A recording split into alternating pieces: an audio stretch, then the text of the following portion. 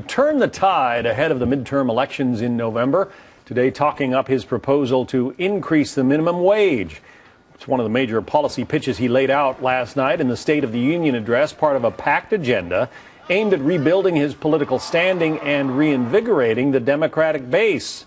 Let's talk about it with Karl Rove, former senior advisor and deputy chief of staff to President George W. Bush, also a Fox News contributor. Was this a speech that was less about the State of the Union and more about the state of Democratic reelection chances in November, Karl? Yeah, John, I think you're right. A lot of the speech was old familiar themes. Minimum wage, unemployment benefits, immigration, climate change. This was all designed to do two things. One is to give Democrats a series of talking points about what they were supposedly trying to achieve this year, and then to be able to blame the Republicans if they didn't get what they want. There was also more in the terms of words. He tried to stiffen the spine of Democrats with Obamacare by proclaiming its great success. He tried to add to the meme that Democrats have of war on women by saying women are making less than men. Of course, he had no specific proposal about what he wanted to do, but again, he was just trying to add to the Democratic narrative of what they're all about.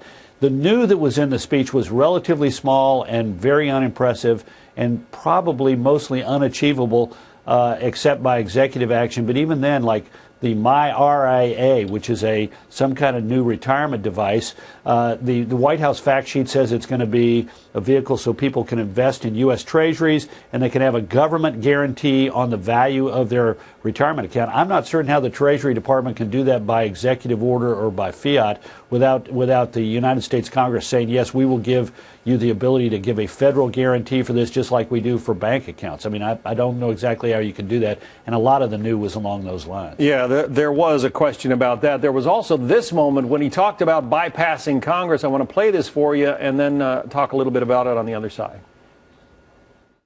But America does not stand still, and neither will I. So wherever and whenever I can take steps without legislation to expand opportunity for more American families, that's what I'm going to do.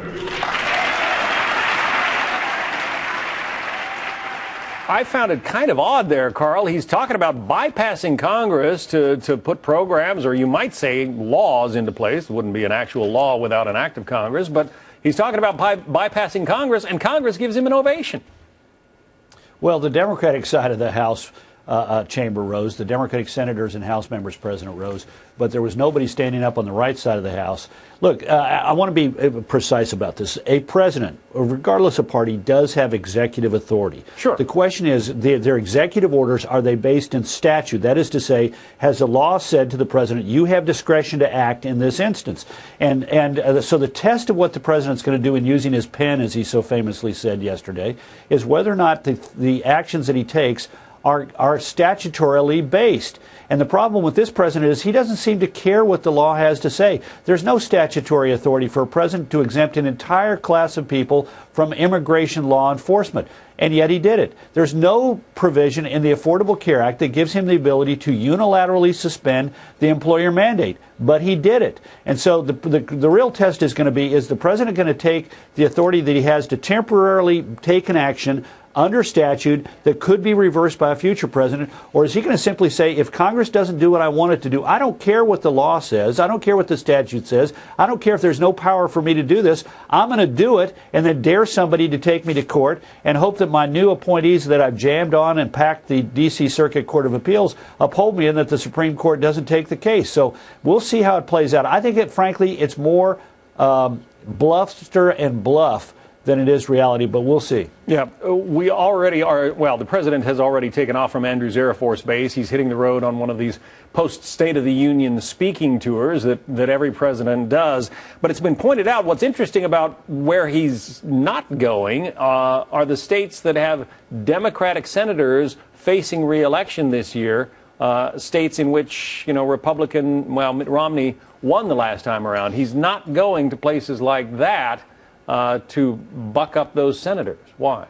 Well, they don't want him there. That's why. They don't. We saw it recently when Senator Kagan of North Carolina made every effort. She looked like a contortionist, making certain that she was not in the state when he came to North Carolina. But look, the problem is not just in red states. It's also in purple states. Remember, in 2010, the Republicans picked up Senate seats in states that Barack Obama won in 2008, 2 years previously. Wisconsin, his home state of Illinois, Ohio, Pennsylvania, and Florida among them. So even, for example, he's going to go to Wisconsin. His approval numbers in Wisconsin are dreadful. And so we're likely to see that this president, like so many before him, in his second midterm election, is not going to be a welcome visitor to a lot of places in America for political campaigns. We are going to be talking next hour with Senator John Thune about some of the electoral prospects for Democratic senators in some of these tough states. Karl Rove, thanks for giving us a preview. You bet. Thank you.